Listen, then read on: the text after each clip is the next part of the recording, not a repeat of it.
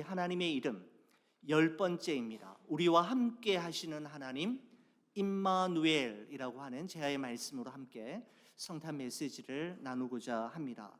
2000여 년 전 유대 땅 베들레헴 누추한 마국간에서 일어난 예수 그리스도의 탄생은 온 인류의 운명을 송두리째 바꾸어 놓는 역사적 사건이었습니다.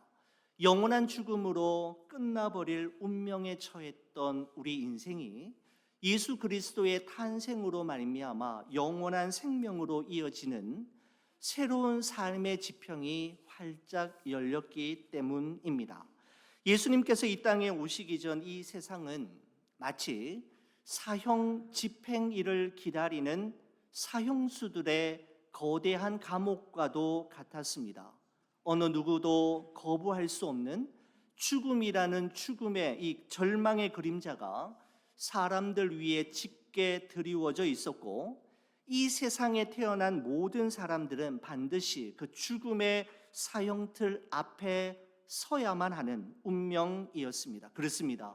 예수님의 탄생 이전 이 세상은 하나의 거대한 공동묘지가 될 운명이었습니다. 그런데 놀라운 일이 생겼습니다. 바로 이 소망 없는 세상에 대반전의 사건이 일어났는데, 그것은 바로 완전하시고 거룩하신 하나님의 아들이 하늘의 영광을 버리고 이 낮고 천한 세상에 사람의 몸으로 오신 것이었습니다. 우리는 이것을 예수님의 성육신이라고 부르기도 하고 하나님의 자기 비하라고 부르기도 합니다. 바로 근본 하나님의 본체이신 예수님께서 자기를 부인하시고 자기를 비우시고 스스로를 낮추심으로 피조물인 인간이 되신 사건이었습니다. 여러분, 우리가 강아지와 고양이를 참 좋아하고 그 애완동물들을 사랑하지만, 여러분, 어느 누구도 강아지와 고양이가 되고 싶어 하는 사람은 아무도 없을 것입니다. 여러분, 하나님께서 사람이 되신 것은 사람이 강아지나 고양이가 되는 것보다 훨씬 더 낮아지시고 훨씬 더 비천해진 사건입니다. 여러분, 왜 그러셨을까요? 왜 하나님의 아들이 피조물인 사람의 몸을 입고 이 땅에 오셨으며 그 오심이 왜 우리에게 큰 기쁨의 좋은 소식이 되는 걸까요? 오늘 여러분과 함께 읽으셨던 마태복음 1장 21절에서 23절까지의 말씀에는 이 땅에 오신 하나님의 아들, 그 하나님의 아들에게 붙여진 두 가지 이름을 우리가 발견할 수 있는데, 우리는 그 두 가지 이름을 통해 앞서 드린 질문에 대한 답을 찾을 수가 있습니다. 여러분, 하나님의 아들의 첫 번째 이름은 바로 예수입니다. 21절의 말씀을 보면 이렇습니다. 아들을 낳으리니 이름을 예수라 하라. 이는 그가 자기 백성을 그들의 죄에서 구원할 자이심이라 하니라 라고 말씀하고 있습니다. 여러분, 여기 나오는 예수라고 하는 이 단어는 헬라어로 예수스라고 표현하고 히브리어로는 여호수아인데, 여호와께서 구원하신다라고 하는 의미를 가지고 있습니다. 여러분, 특별히 마태복음에서는 여호와께서 구원하시는데 누구를 무엇으로부터 구원하는지에 대해 아주 구체적인 설명을 추가하고 있는데, 성경은 분명히 말씀하죠. 자기 백성을 그들의 죄에서 구원할 자, 바로 예수이심을 말씀하고 있습니다. 여러분, 미국의 크리스찬 작가인 로이 레신이라고 하는 작가가 이런 글을 썼습니다. 인간에게 가장 필요한 것이라고 하는 글에서 다음과 같은 말을 남기고 있습니다. 인간에게 가장 필요한 것이 지식이었다면 하나님은 우리에게 교육가를 보내셨을 것이다. 인간에게 가장 필요한 것이 건강이었다면 하나님은 우리에게 의사를 보내셨을 것이다. 인간에게 가장 필요한 것이 돈이었다면 하나님은 우리에게 사업가를 보내셨을 것이다. 인간에게 가장 필요한 것이 즐거움이었다면 하나님은 우리에게 연예인을 보내셨을 것이다. 그러나 하나님께서 예수님을 이 세상에 보내신 것은 인간에게 가장 절실하게 필요한 것이 죄의 문제를 해결하는 것이었기 때문이다 라고 말하고 있습니다. 죄의 문제를 해결하기 위해 자기 백성을 그들의 죄에서 구원하시기 위해 하나님께서는 당신의 독생 성자 예수를 이 땅에 보내셨나라고 성경은 말씀하고 있습니다. 예레미야서 17장 9절의 말씀에 보면 이런 말씀이 있죠. 만물보다 거짓되고 심히 부패한 것이 사람의 마음이라 라고 말씀하고 있는데, 여러분, 이와 같은 사람의 마음은 도덕적인 선행이나 인격적인 수양에 의해 깨끗해지고 정결하게 되는 것이 아닙니다. 여러분, 시꺼먼 연탄을 아무리 깨끗한 물수건으로 문지르고 닦아도 그 시꺼먼 연탄을 희게 할 수 없듯이 죄인인 우리 인간은 자기 스스로의 힘으로는 만물보다 거짓되고 심히 부패한 자신의 마음을 깨끗하게 할 수가 없는 것이죠. 이것이 바로 우리에게 예수님이 필요한 이유이고 예수님께서 이 땅에 오셔야만 했던 이유였던 것입니다. 그래서 요한 1서 1장 7절은 우리에게 이와 같이 증언하고 있습니다. 그가 빛 가운데 계신 것 같이 우리도 빛 가운데 행하면 우리가 서로 사귐이 있고 그 아들 예수의 피가 우리를 모든 죄에서 깨끗하게 하실 것이요 라고 말씀하고 있습니다. 사도행전은 우리에게 또한 이와 같이 말씀하고 있지요. 다른 이로서는 구원을 받을 수 없나니 천하 사람 중에 구원을 받을 만한 다른 이름을 우리에게 주시니리 없음이라 하였더라 라고 말씀하고 있습니다. 여러분, 그렇다면 우리가 구원을 받을 만한 유일한 이름은 무엇일까요? 바로 예수 그리스도입니다.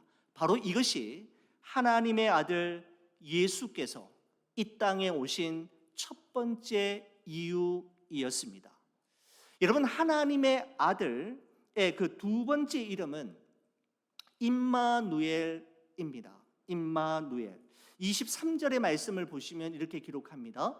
보라, 처녀가 잉태하여 아들을 낳을 것이요 그의 이름은 임마누엘이라 하리라 하셨으니 이를 번역한즉 하나님이 우리와 함께 계시다 함이라 라고 말씀합니다.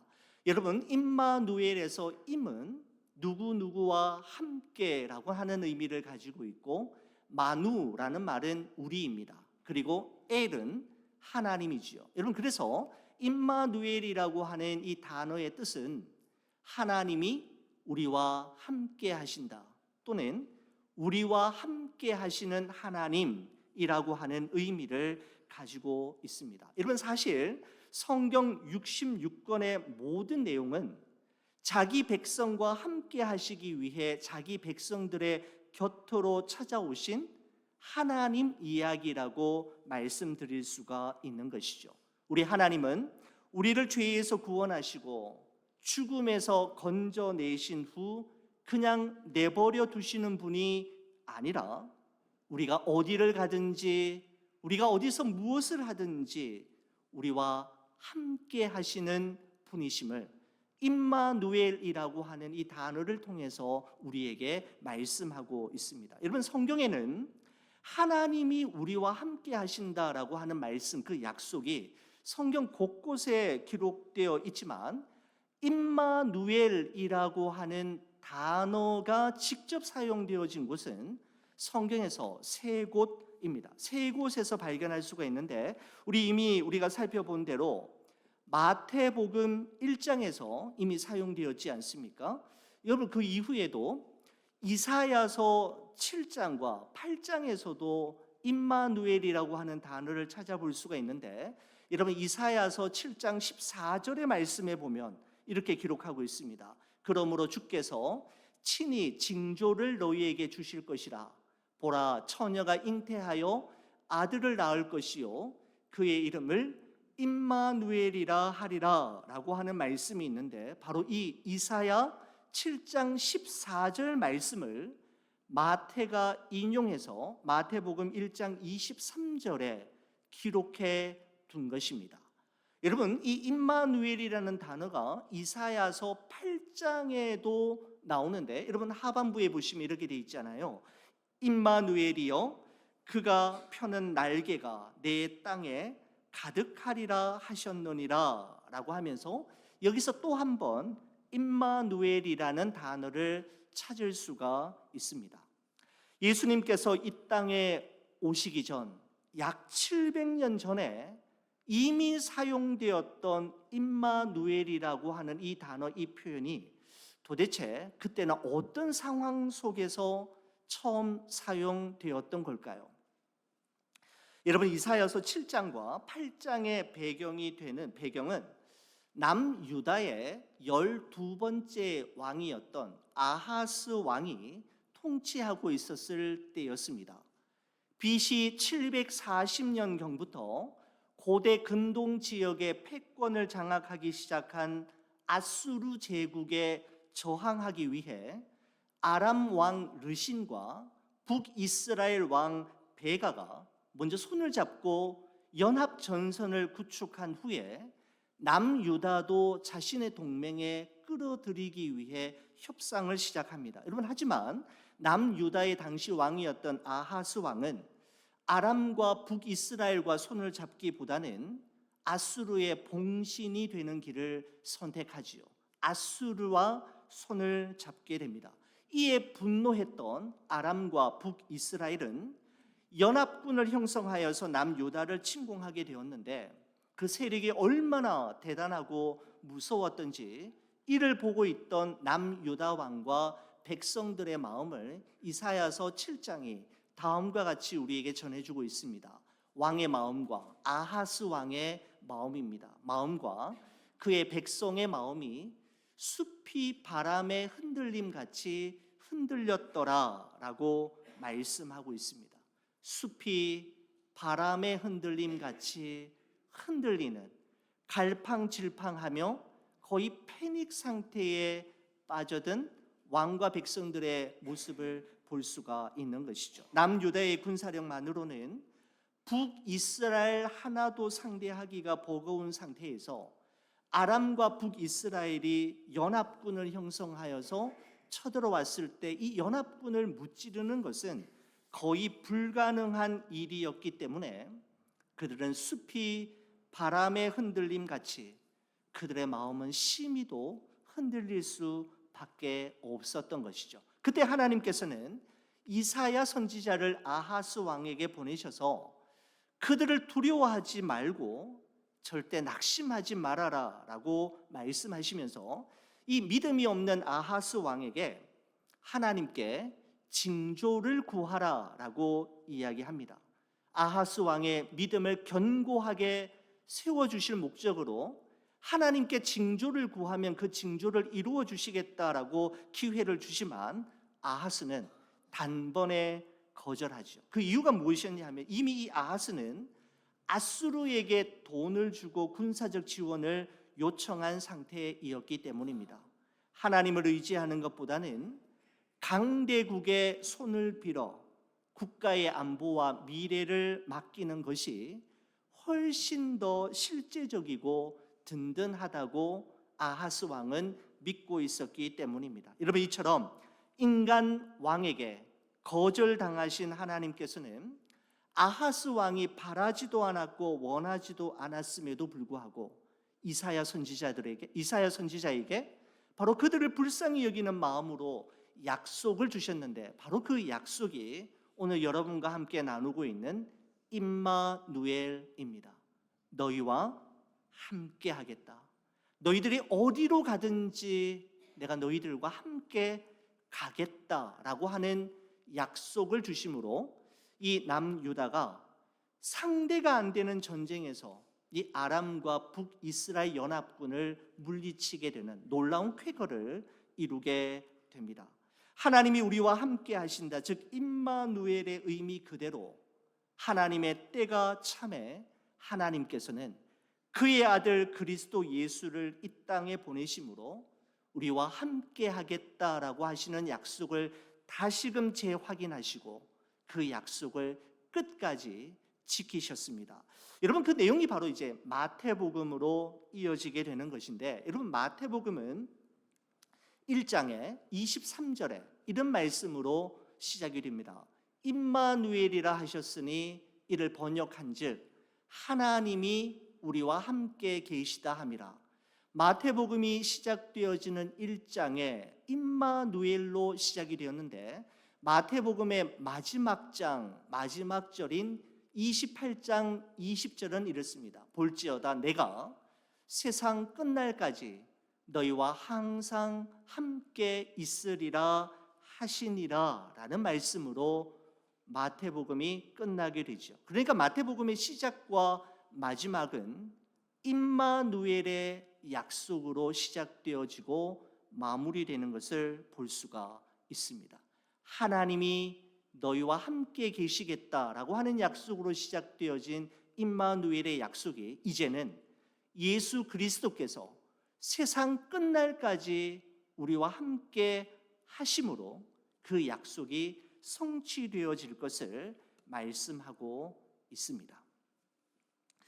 동영상을 여러분 하나 보시겠는데요. 여러분 가운데서는 아마 이 동영상을 보신 분이 많이 계실 거라고 생각이 됩니다. 딕 호이트라는 분과 릭 호이트라고 하는 아들, 아버지와 아들의 감동적인 이야기를 다룬 영상인데, 여러분 함께 보시고 말씀을 이어가도록 하겠습니다. 오늘 이 아버지는 원래 수영도 자전거도 마라톤도 아무것도 할 수 없는 그냥 평범한 아버지였습니다. 그런데 어느 날 아들이 그 자선 달리기 대회 포스터를 보면서 아빠에게 했던 한마디 말, 아빠와 함께 달리고 싶어요. 그 한마디 말, 그 소원을 이루기 위해 이 아버지가 정말 대단한 일들을 하기 시작하죠. 40년간 1100회 이상의 대회에 출전합니다. 수영, 사이클, 마라톤을 한 번에 하는 철인 3종 경기라고 하죠. 250회를 완주합니다. 이 아들과 함께 미국 대륙 횡단을 쉬지 않고 45일 동안 완주하는 그 놀라운 일을 이루게 되는데, 세상의 주목을 받기 시작했던 어느 날 기자가 아버지에게 질문했다고 하죠.